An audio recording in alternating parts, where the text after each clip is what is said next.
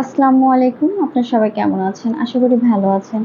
আমি আজকে তৈরি করে দেখাবো এক ধরনের নাস্তা। মানে ঝটপট কিভাবে বিকেলে নাস্তা তৈরি করতে হয় সেটাই আমি করে দেখাবো। এটা আপনারা পিঠাও বলতে পারেন। আর এই পিঠাটা খেতে কিন্তু অনেক মজার। বিকেলে চায়ের সাথে পরিবেশন করবেন, দেখবেন সবাই অনেক পছন্দ করবে। আর চা হতে, হতে এই পিঠাটা তৈরি করে নেওয়া যায়। মানে এতটাই দ্রুত তৈরি করা যায়। তো এখন আমরা মূল রেসিপিতে চলে যাবো। আর যার আগে আপনাদের কাছে আমার রিকোয়েস্ট, আমার ভিডিওটা ভালো লেগে থাকলে অবশ্যই আমার ইউটিউব চ্যানেলটা সাবস্ক্রাইব করবেন এবং বেশি বেশি করে লাইক কমেন্ট শেয়ার করে দেবেন। আর যদি ফেসবুক পেজ থেকে দেখে থাকেন তবে অবশ্যই ফলো দিয়ে আমার পাশে থাকবেন। আর কেমন হয়েছে অবশ্যই কিন্তু আমাকে কমেন্টসে জানাবেন। তখন আমরা মূল রেসিপিতে চলে যাচ্ছি। পিঠাটা তৈরি করার জন্য আমি এখানে একটা পাত্রে দিয়ে দিচ্ছি 1 কাপ চিনি, আর তার সাথে দিয়ে দিচ্ছি 1/2 কাপ পানি। এই পানি আর চিনিটা আমি একটু গলিয়ে নিব জাল করে। বেশি জাল করার দরকার নেই, চিনিটা একটু গলে গেলেই হয়ে যাবে। তো আমার চিনিটা গলে গিয়েছে, এটা এখন আমি চুলা থেকে নামিয়ে একটা সাইডে রেখে দিচ্ছি। আর আমি এখানে একটা কড়াই নিয়েছি, আর তার মধ্যে দিয়ে দিচ্ছি 4 টেবিল চামচ রান্নার তেল।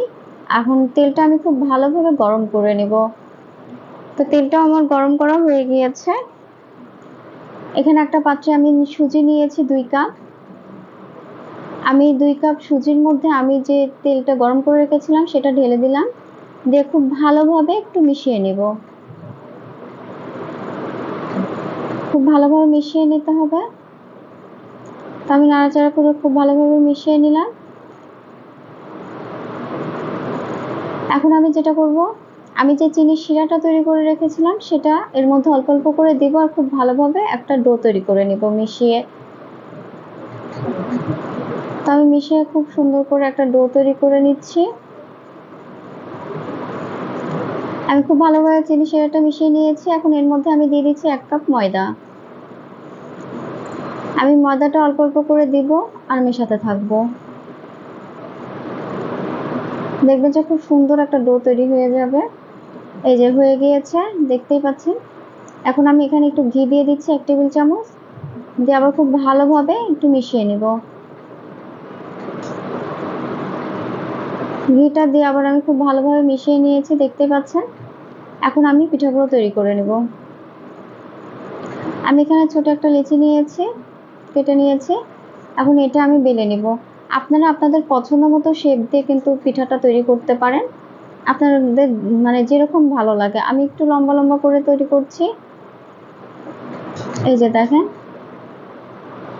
দেখতে পাচ্ছেন। আমি একটু কাছ থেকেও দেখাচ্ছি। এই যে এইভাবে আমি একটু লম্বা করে তৈরি করছি। আপনারা যে কোনো শেপ দিয়ে এই পিঠাটা তৈরি করতে পারেন। আবার আপনাদের কাছে যদি যে কুকি কাটার থাকে সেটা দিয়েও ডিজাইন করে করে নিতে পারেন এই পিঠাগুলো আপনাদের পছন্দ মতো। তো আমার পিঠাগুলো সবগুলো তৈরি করা হয়ে গিয়েছে। এখন এটা আমি ভেজে নিব।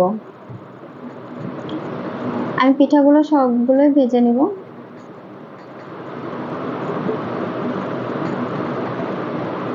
আর ভাজার সময় অবশ্যই তেলটা খুব ভালোভাবে গরম করে নেবেন। আর মানে হাই হিটে ভাজবেন না, তাহলে ভিতরে কাঁচা থাকবে।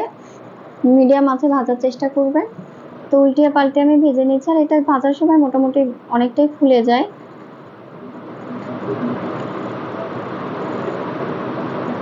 এই পিঠাটা খেতে যে কি পরিমাণ মজা তা বলার মতো না। বিকেলে চায়ের সাথে এই পিঠাটা অনেক মানে ভালো লাগে। আপনারা বিকেলে চায়ের সাথে এই পিঠাটা অনায়াসে তৈরি করে খেতে পারেন। তো আমার পিঠাটা হয়ে গিয়েছে, আমি তুলে আপনাদের একটু কাছ থেকে দেখাচ্ছি। দেখেন কালারটা কতটা সুন্দর এসেছে। তো আমি এটা তুলে নিচ্ছি। আর সেম ভাবে আমি এখন সবগুলো পিঠা ভেজে নিব। এই যে আমি আরো কিছু পিঠা ভেজে নিয়েছি। এখন আমি একটা পাত্রে উঠিয়ে নিচ্ছি। এই যে পিঠাগুলো আমি সব ভেজে নিয়েছি। আর কিছু পিঠা আমি এই যে একটু ফুলের মতো ডিজাইন করে কুকি কাটা দিয়ে কেটে নিয়েছি, সেটা আর আপনাদের দেখানো হয়নি। আপনারা আপনাদের পছন্দ মতো ডিজাইন করে কেটে নেবেন। তো দেখেন পিঠাটা আমার তৈরি হয়ে গেছে, আর দেখতে কতটা সুন্দর আর লোভনীয় লাগছে, খেতেও কিন্তু অনেক মজার। বাসাতে একবার হলেও ট্রাই করবেন, দেখবেন ছোট বড় সবাই অনেক পছন্দ করবে। আর বিকেলে চায়ের সাথে বললাম তো এই পিঠাটা এতটাই যে মানে ভালো যায় তা বলার মতো না।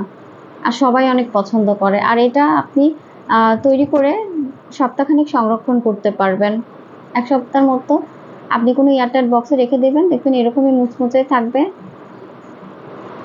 তো বাসাতে একবার হলো ট্রাই করবেন, আর কেমন হয়েছে অবশ্যই আমাকে কমেন্টস করে জানাবেন। আর আমার ভিডিওটা ভালো লেগে থাকলে আমার চ্যানেলটা অবশ্যই সাবস্ক্রাইব করবেন, আর পাশে থাকা বেল বাটনটা অন করে রাখবেন। আমি এরকম সুন্দর সুন্দর ভিডিও দেওয়ার সাথে সাথে যেন আপনাদের কাছে নোটিফিকেশন পৌঁছে যায়।